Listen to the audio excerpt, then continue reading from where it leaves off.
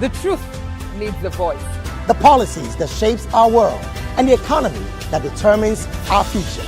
Every hour, every day, the grapevine keeps buzzing.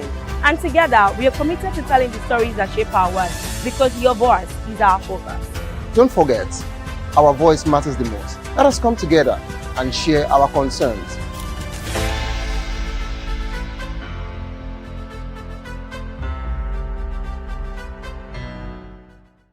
Are you ready for the extraordinary? Something big is happening on your screen. Introducing VOP TV.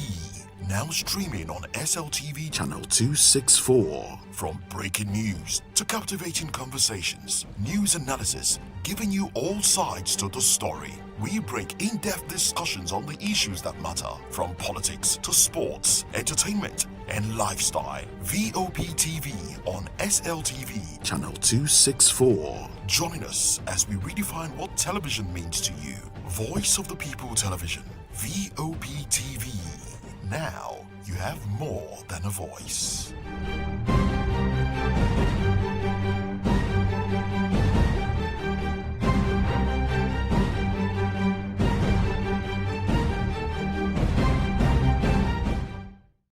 That 10 seconds you save by crossing the road could cost you your life.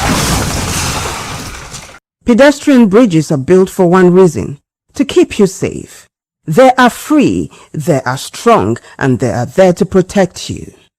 Dashing across expressways leads to injuries, loss, and grief that last forever. Using the bridge takes less than 1 minute.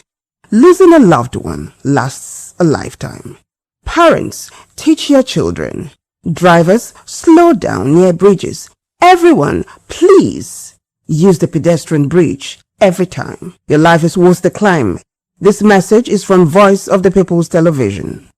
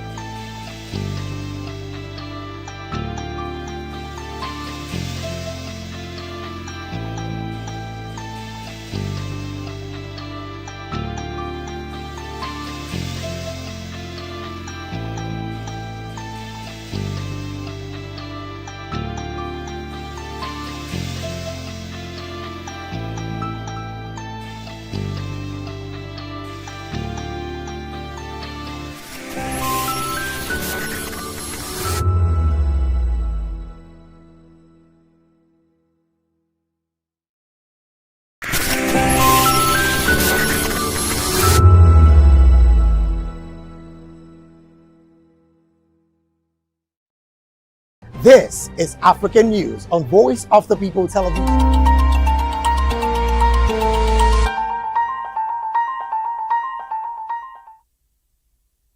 Welcome aboard, hashtag on VOP TV. My name is Vivian Oguche, and it's such a pleasure to have you join us. This is where we get to tell you all things trending and all things topical on social media, especially on X. Now, if this is your first time, accept a warm welcome from us. Ask us a whole team working together to ensure that this is a flawless production. That said, let's get this show on the road. We begin with one of our top stories. We've got a number of them. 2 top stories today. DSS picking a content creator over threats he made against the first son of the nation, Seyi Tinubu. He was picked up today, and there are appeals for him to be released. Also, Aisha Yesufu is calling on Atiku, Donald Duke, Aregbesola, all the opposition figures in Nigeria to rally around Peter Obi. Then, and only then, she says, will the opposition win in 2027. So let's begin with DJ Chicken. It is the hottest one right now. He was picked up because of a comment he made online some days ago about the first son. We'll take a break. I'll be back.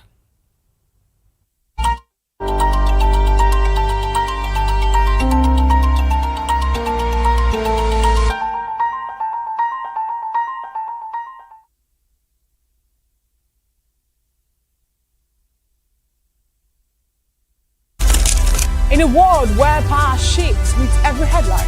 In a nation full of questions. In a world filled with noise, the truth needs a voice. The policies that shapes our world and the economy that determines our future. Every hour, every day, the grapevine keeps buzzing. And together, we are committed to telling the stories that shape our world because your voice is our focus. Don't forget, our voice matters the most. Let us come together and share our concerns.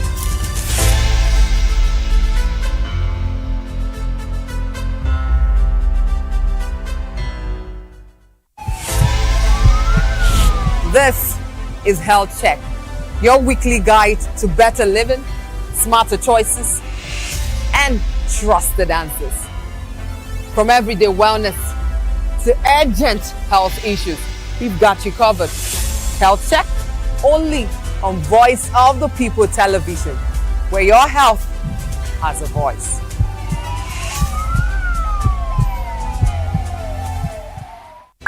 Are you looking for where to buy quality and original studio and musical equipment in Nigeria? Welcome to Iruka Online, Nigeria's biggest musical and sound equipment warehouse. Your trusted home for top global brands, reliable low-priced alternatives, and 100% original musical accessories. With over 60 locations nationwide and open 7 days a week, we deliver unbeatable service and customer support you can count on. Shop online at iruka.com in partnership with world-renowned brands like Wolfdale Pro, Prisoners, Twile Keyboards, Fender and Jackson Guitars, Marshall Amplification, Mapex Acoustic Drum Set, Tech Electronic Drums and Accessories, Evans Drumheads, Ashdown Engineering, and many more. Iruka Online, powering your sound with quality you can trust. Welcome to the locker room.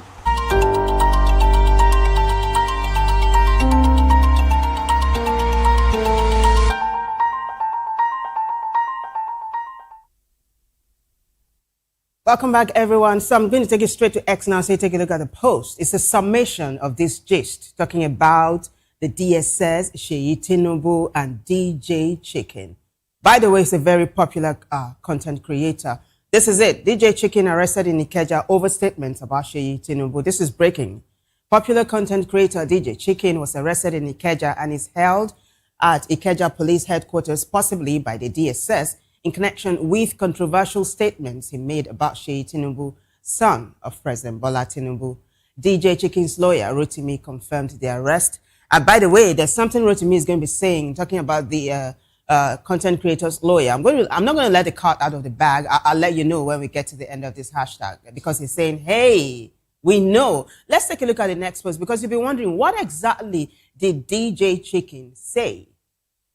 What did he say? Let's take a look at the next post. This is it. Controversial Nigerian entertainer and social media personality DJ Chicken went viral for explicitly threatening Seyi Tinubu. Of course, King Tunde Ednod had that story on Instagram 5 days ago. And this is what DJ Chicken said, quote, Tinubu cannot win this election. If he wins, I will kill Seyi Tinubu. He said it in Yoruba, in case you want to check it out on Instagram.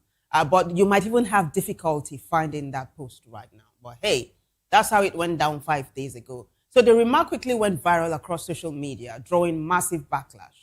DJ Chicken's controversial threat even prompted widespread demands from Nigerians that security agencies investigate his actions. But then again, some were saying, hey, this is him saying what he wants to say as a Nigerian, that there should be freedom of speech, right? And there's another post. I have a picture of him, this particular post where he made the statement. He was dressed like a herbalist. That's it, on Instagram. That's DJ Chicken. And you can see now, Tunde Ednod's page, where people are responding. Daniel says, now 1 year go use for prison. Oloye White says, na mouth they kill and na mouth they help. And then this is microphone. DR Microphone says, Nigeria, my country. So there's a video, right? DJ Chicken's lawyer is making appeals. There's a video. Take a listen.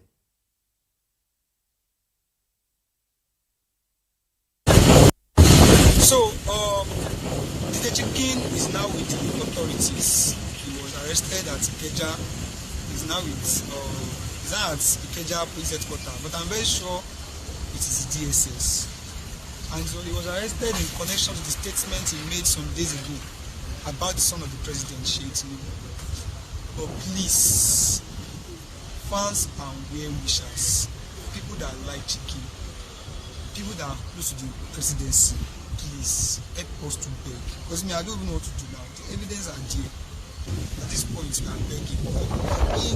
Earnestly that president, not president, please forgive chicken. It's not okay like that. We are just managing. In fact, chicken is my own personal project. It's my own part of giving back to society. I just pick interest in him. Okay. As a criminal lawyer, that's why I pick chicken. Like, okay, let me just see what I can. Let me see how it's not my maybe go to.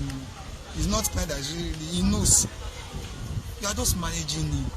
I'm just trying to he's still part of society. He has fucked up. But please, we are begging. Please. You can see this video. You are checking this fine. You are not someone that knows someone, whether is in government, whether is now everybody that I know that especially is no good that I know. I will start calling them now. They should to beg. Government should please forgive me. We will do everything. They should please.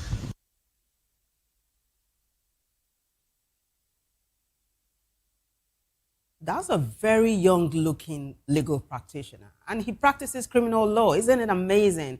So he's saying, look, the evidences are there. There is nothing he can do. He's just making appeals.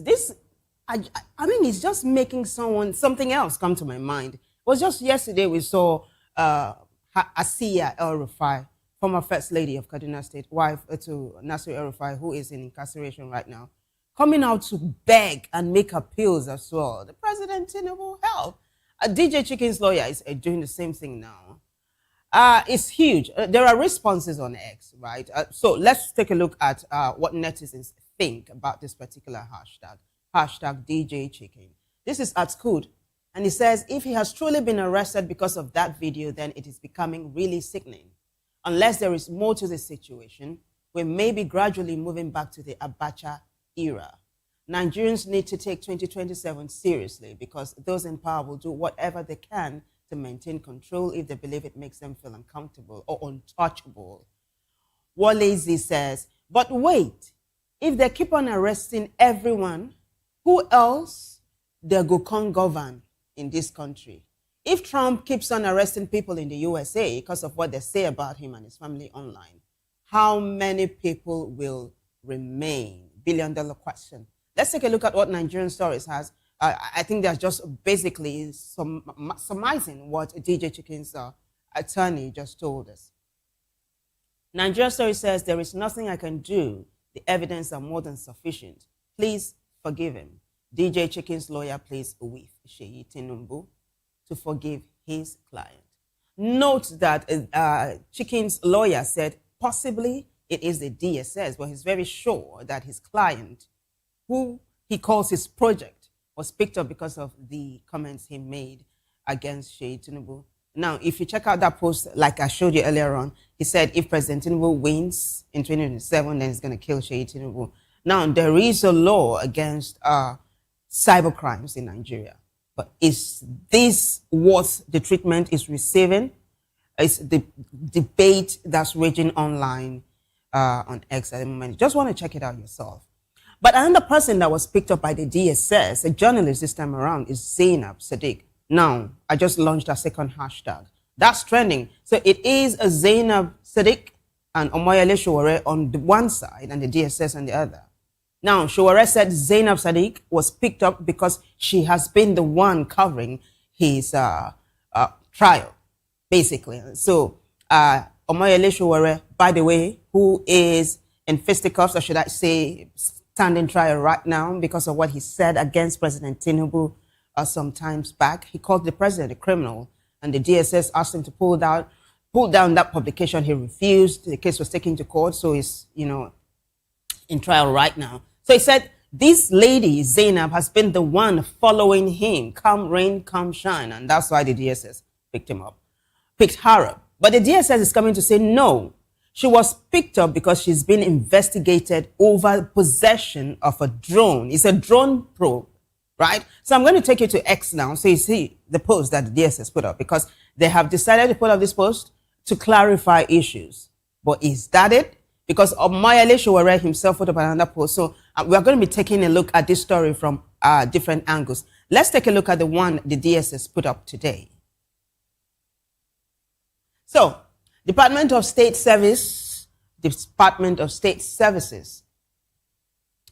says detention of Zainab Sadiq. The Department of State Services confirms detention of one Zainab Sadiq at its national headquarters, Abuja. Subject was intercepted by FAN, AFSEC, and operatives of DSS at Muritala Mohammed International Airport, Lagos, on July 6, 2026, with an unmanned aerial vehicle, UAV, en route Abuja from MMIA border control without an end user certificate, EUC. It is to be noted that in compliance with National Security Advisor, NSA, extant regulations, which placed restrictions on acquisition and use of drones, Sadiq was intercepted while trying to board a flight to Abuja. When confronted, she admitted to not being in possession of the required documents. Following due process, Sadiq was allowed to board her scheduled flight in view of a prior engagement in Abuja. She was, however, directed to report on Wednesday, the 8th of July, for the continuation of the investigation. Let's take a look at the concluding part of this post now, because in a short while, Omoyele Sowore is going to be responding.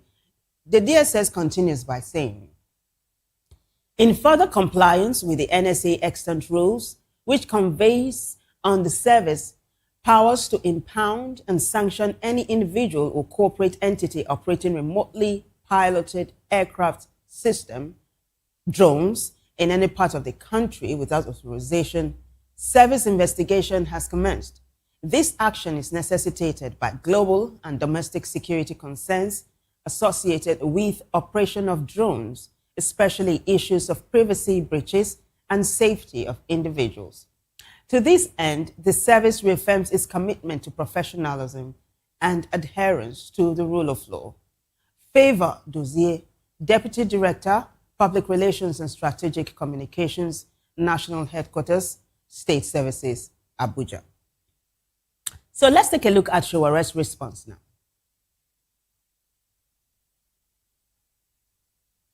So this is Omoyele Sowore on X, and he says that the DG of the DSS, Tosin Ajayi, sent his goons to attack me last week at the Federal High Court. When it backfired, he then turned around to claim he was investigating the same attack. Last year, he charged me to court for allegedly insulting his boss, Bola Tinubu. Then on Monday, after I had spent 9 days in Kuje prison, his prosecutor, A.T. Kenyinde S.A.N., appeared in court to claim that I had not perfected my bail. Yesterday, A.T. Kenyinde S.A.N. stormed the bail unit at the Federal High Court in Abuja, personally to request for my remand, when the bail unit confirmed that I had perfected the bail conditions. A.T. Kenyinde S.A.N. refused to certify the sureties as requested by the judge and insisted that I be sent back to Kuje prison, where I will get infected with tuberculosis and other dangerous diseases that are serious threats to inmates. When all these schemes failed, Tosin Ajayi arrested Zainab Sadiq, the journalist covering my daily activities. And then Sowore goes on to say,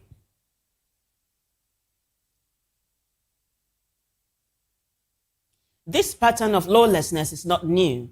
The DSS did something similar to Adc'S Nigeria. The organization, known for its fearless advocacy, faced a court judgment accusing it of defaming 2 DSS officials. Hefty damages were awarded against Serap Nigeria.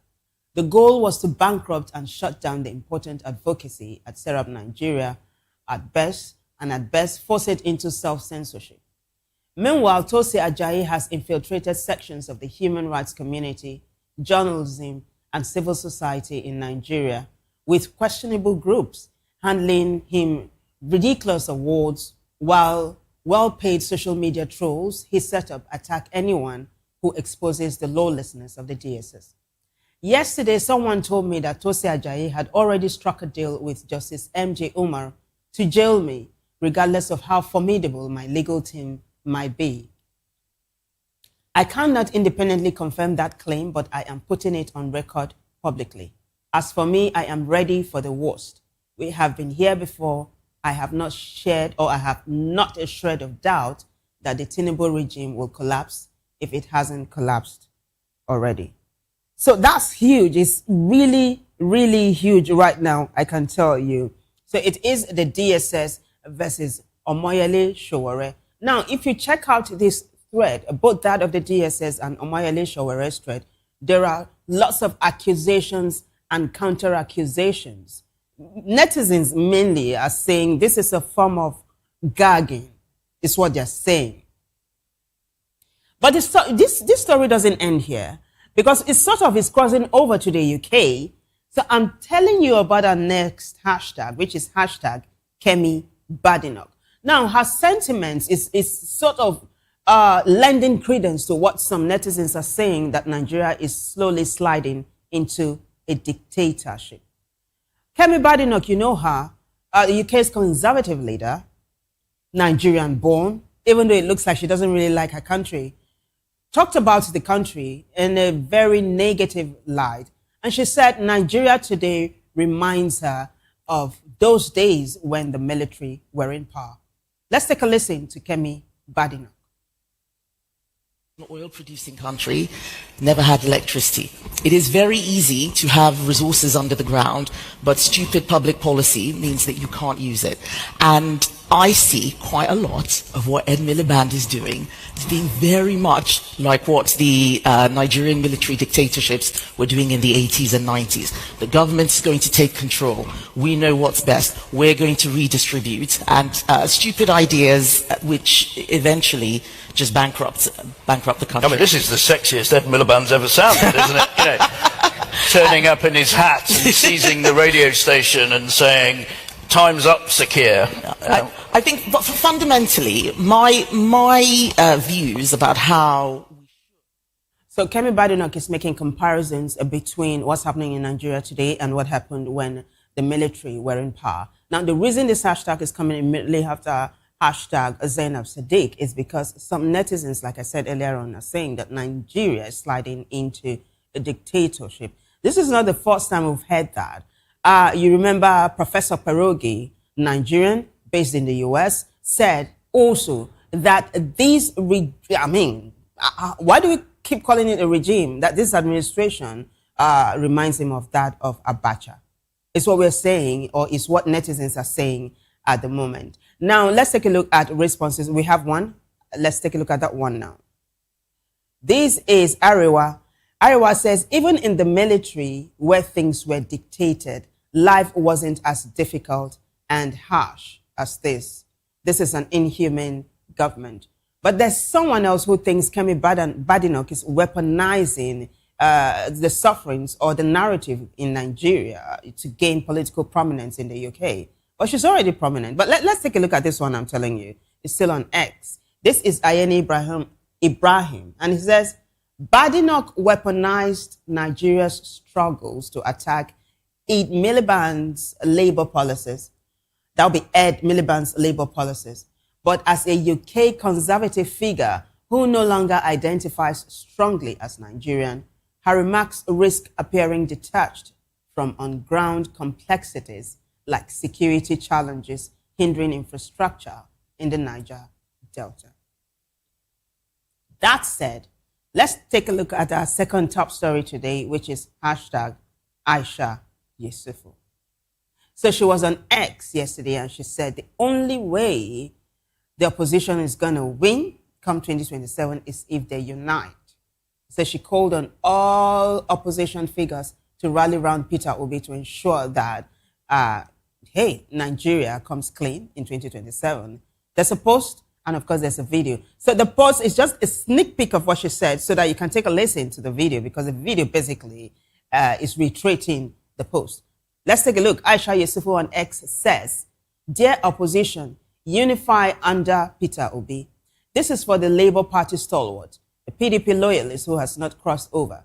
the NNPP supporter, the ADC newcomer, the independent who cannot find a home, I am not here to tell you your party failed. I am here to tell you the arithmetic. Tinubu was declared winner in 2023 with 36% of the vote. The opposition together took the rest. The math has never been the problem. The math has always favored us. The problem is that we ran 3 campaigns where we needed to run 1. And the man who was set to come first in that split is the man currently mortgaging your children's future. 2027 will not be won by the party with the loudest supporters. It will be won by the side that lends to assemble itself. She attached this video to this post. Take a listen.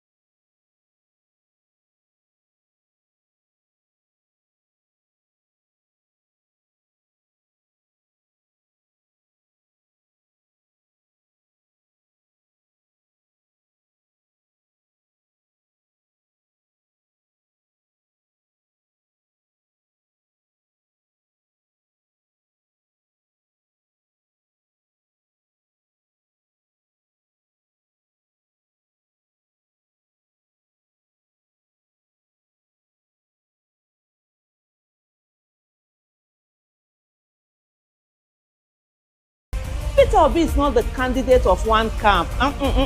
He is the candidate with the strongest record on the ballot, the broadest appeal across the region, and the only campaign in 2023 that took Lagos from the man who claims to own it.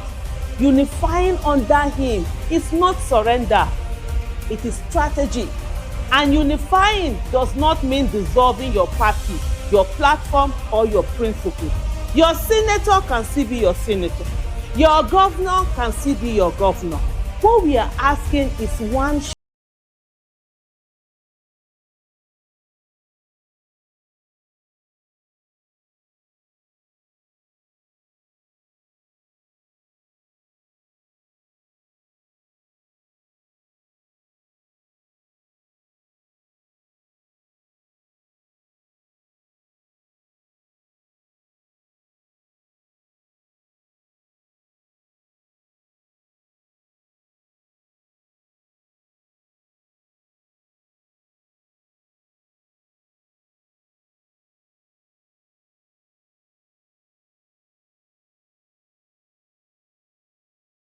compatriot.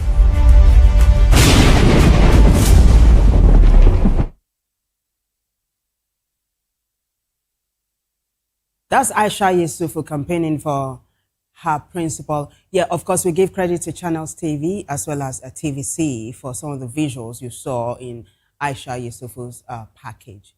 Now, there are responses to this, right? Is she right when she says it is about the arithmetic and unity? Is she right? Let's find out what netizens are saying. How is it going to play out in 2027? That's one of the biggest questions on the lips of Nigerians right now. Pascal Isele says, I agree with you, Aisha. Let all opposition parties join together and take over the government. That's not all, though. Let's take a look at the next one, which is a sort of, I don't know, sort of like a dissent. Let's take a look at the next netizen now. This is Anze Ndianambra. He says, I disagree with you at Aisha Yesufu. Opposition parties should come together and Atiku become the presidential candidate with the condition that he will go for one term and give full presidential support to Peter Obi in 2031 to emerge as president. I am a full Igbo man who wants the best for Obi, and he wants Obi to become Nigeria's president.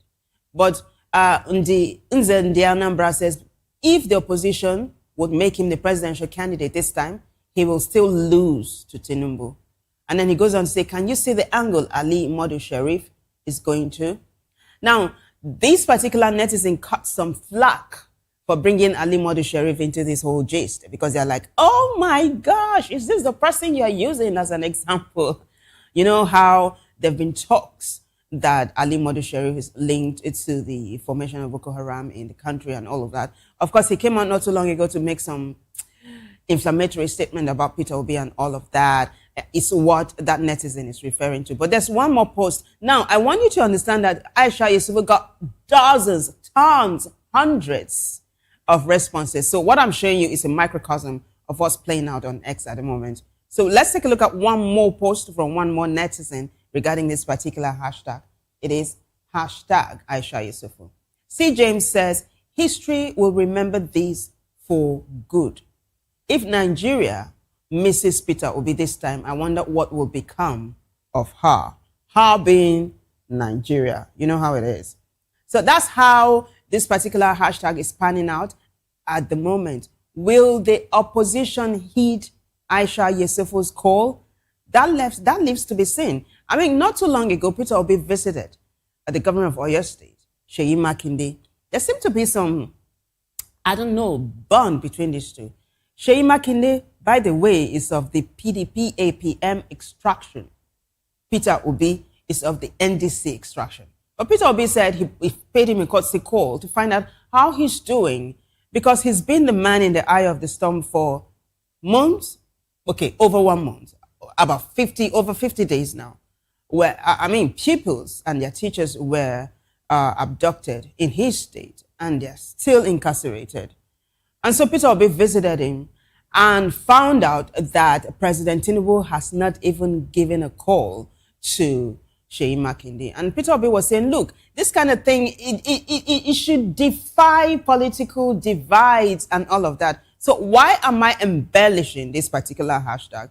Seyi Makinde once upon a time had organized the Ibadan Summit, where he invited all the opposition chieftains, including Peter Obi himself and Kwankwaso. This duo were still in the ADC then. Atiku Abubakar, Aregbesola, Mark, as well as Zino Melaye, Kenneth Okonkwo, and all of them were together at this summit. You know, even though Showore refused, you know, he said he didn't want to be part of it because he wasn't of that extraction. But Seyi Makinde organized this summit and now said that from that summit, one opposition figure was going to emerge to stand as a unifying figure, unifying all the opposition parties together and representing the opposition parties to go toe-to-toe, head-to-head with the president in 2027. That did not happen. Shortly after that, Peter Obi and Kwankwaso decamped from the ADC to the NDC. And then we had Seyi Makinde himself announcing himself as the presidential candidate for the PDP APM extraction. So, hey, this call that Aisha Yesufu had just made, is there a possibility that it might happen? But hey, Bible says nothing is impossible to him that believes, yeah? Yeah, let's not go biblical here. On that note, we'll take a short break here. Let's just do some public service. When we come back, we'll take a look at hashtag Kulikuli. Guess who has a sense of humor? Peter Obi. You're going to see him laughing hard, and netizens are going to be saying, wow, the man laughs. We'll be right back after the show break. Stay with us.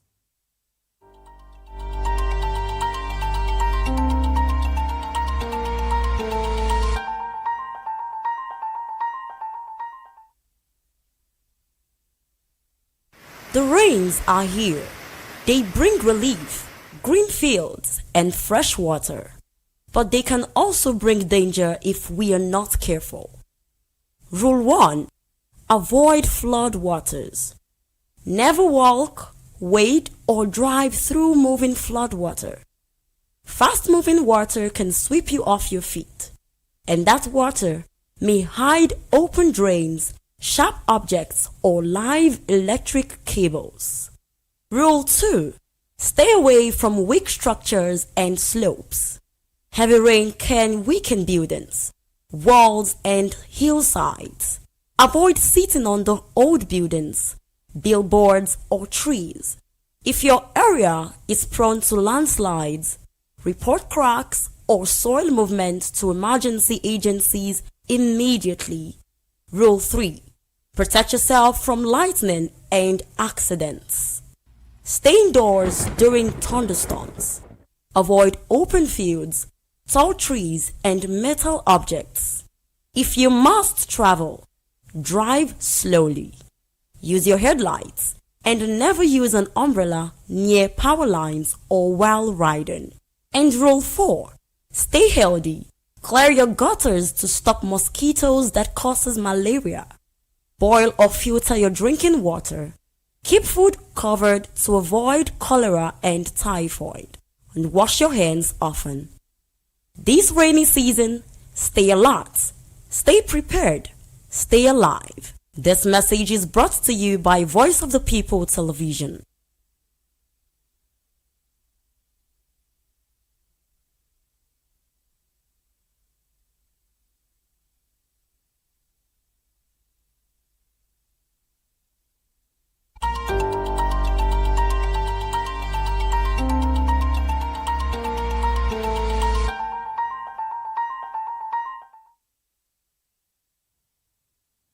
There you go. Stay safe this rainy season. That said, let's do hashtag Kulikuli.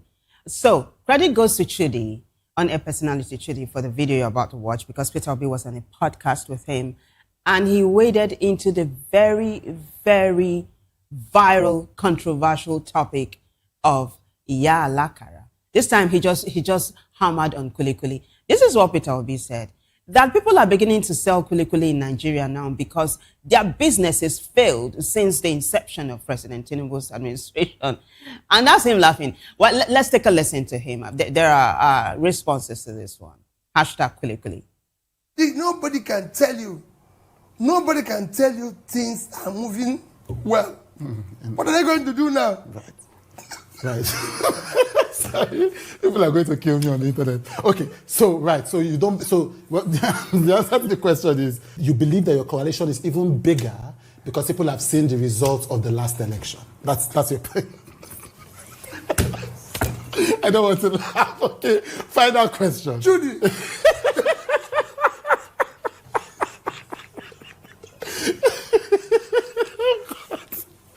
Right. Those who have business.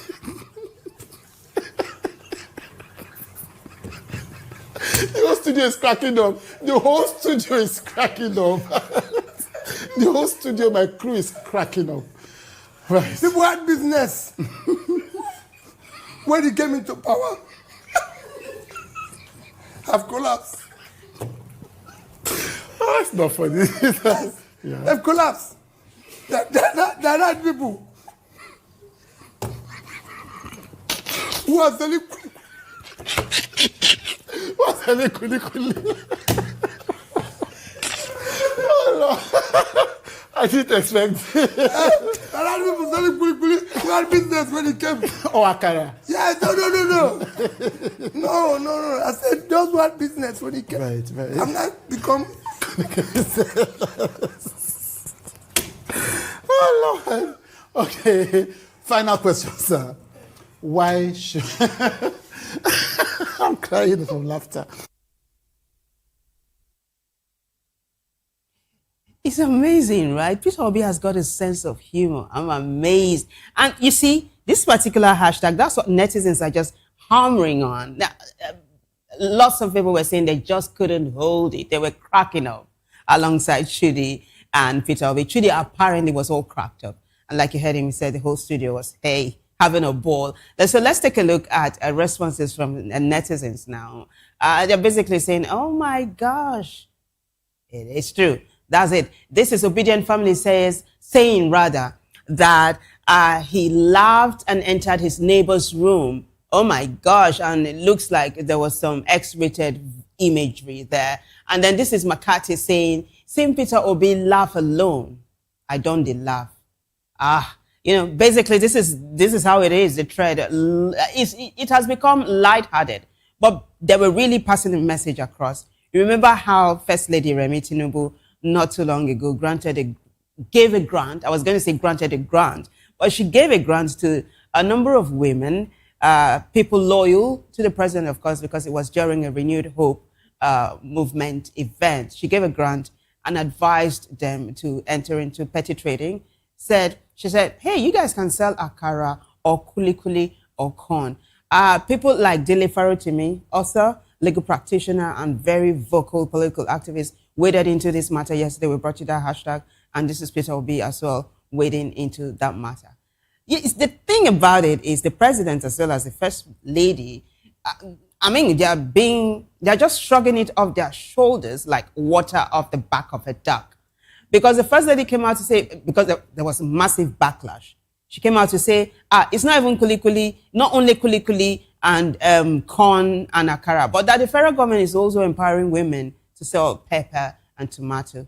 And then the president now added the icing on the cake when during the dinner, presidential court dinner, he called his wife the first lady, Iya Alakara. So apparently they are not taking it as seriously as other Nigerians are. Now some people are coming to say that that's been tone deaf and that they're not reading the room. It looks like this hashtag is going to continue for a while. Of course, as people continue to jump into hashtag kuli or hashtag akara, we'll keep you posted.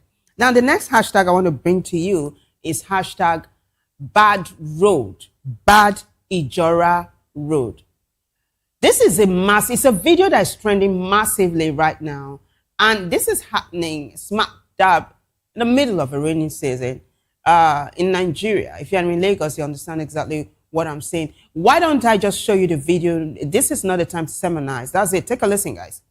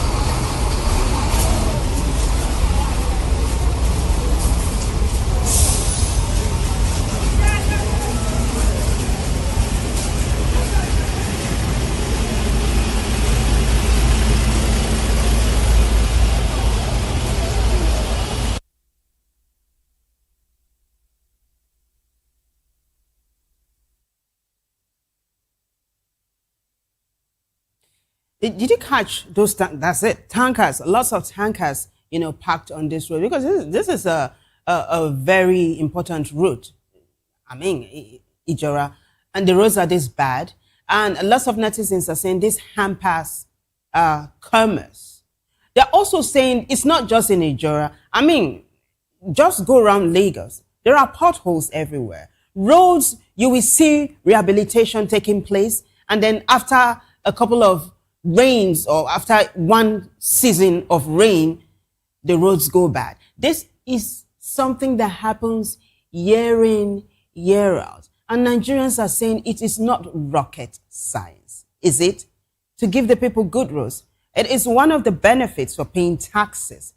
That's what the taxpayer should enjoy from paying tax. And I'm hoping the authorities are seeing these roads and get to do something about it. Also, SOS, I mean, if the authorities are listening, they should come to Adc'S Estate here. The roads are very bad and it's resulting to heavy traffic.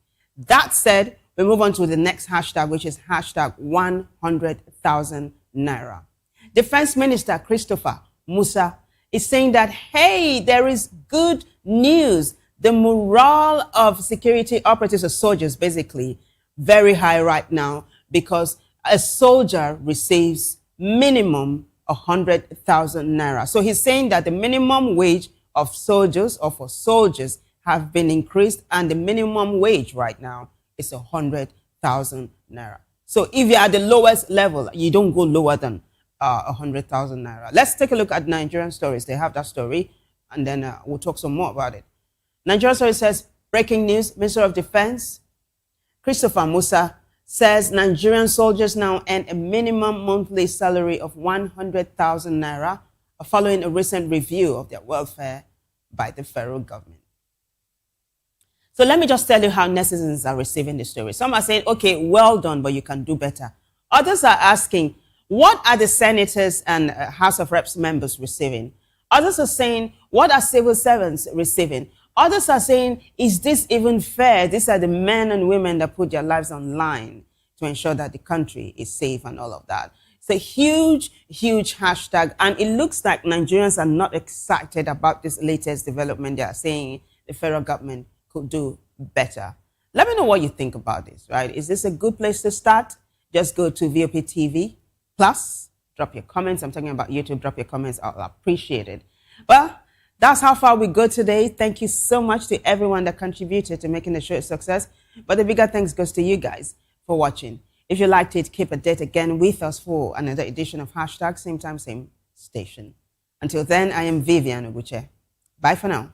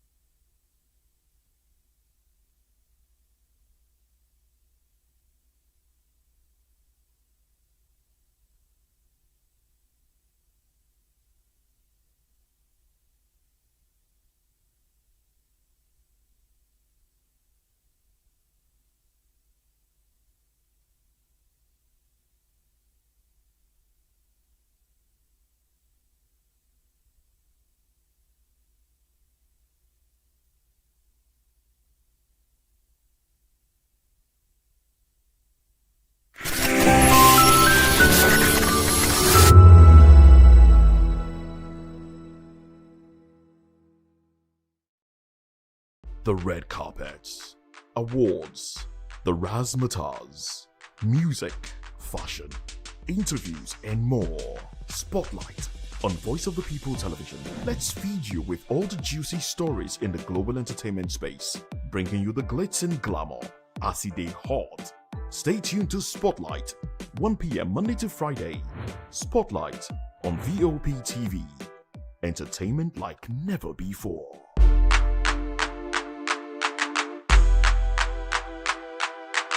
To know the happenings in the maritime sector, join us on the program Maritime Frontiers on VOP TV as we discuss key areas in the maritime sector from aquaculture, maritime transportation, maritime labor regulation, oil and gas exploration, ferry and passenger insurance, marine pollution and prevention, port operations, and lots more.